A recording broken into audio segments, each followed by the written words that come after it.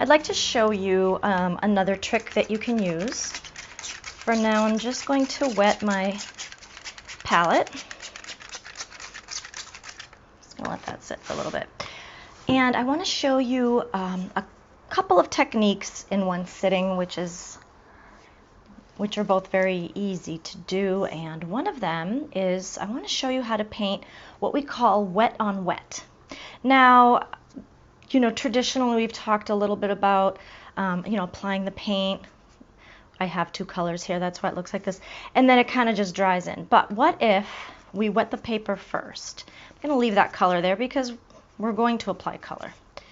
Now, I don't know if you can tell from the vantage point that you are at how much water I'm applying. I'm being very generous right now, very generous with the amount of water because it will soak in quickly. And I need to work fairly quickly to make it effective. You can see it's already buckling a little bit. But I did, I've got my clips. It should be, whoops. Let's get this clipped a little bit better. Okay, great. So let's move that water around again. Now I'm going to go ahead and take this color on the brush. And I want to show you how different it looks when we apply it to the wet paper. Notice how it feathers immediately and it sort of blends right in. Now you can do this effect just the way it is and maybe create designs. And if you have a little bit of paint and it's very faint, you can have these very faint pretty lines, you can have these dots, and then you just wait and you watch the paint sort of spread out, But the other cool thing about this is that you can use different colors and then sort of blend them in together this way. Now, I did cover creating a gradient with two different colors, but I didn't show you this, and this can be handy depending on what you're trying to achieve. So this can actually help you create almost like a tie-dye look if you wanted to. You could just apply dabs of different colors. Let me get another color in here to show you so that those colors can sort of stand out. No.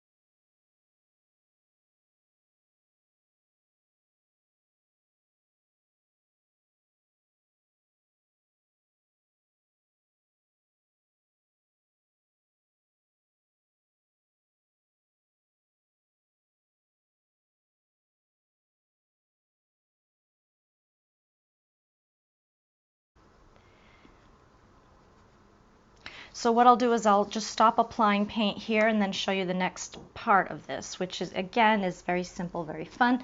This is salt. This is kosher salt. It might be kosher salt, I'm not sure. It might also be more of a rock salt.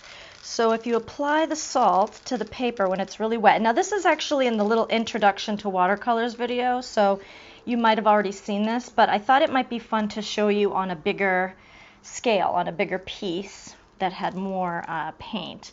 So what this does is it starts to absorb some of the color, and then when it dries it will create a very interesting texture.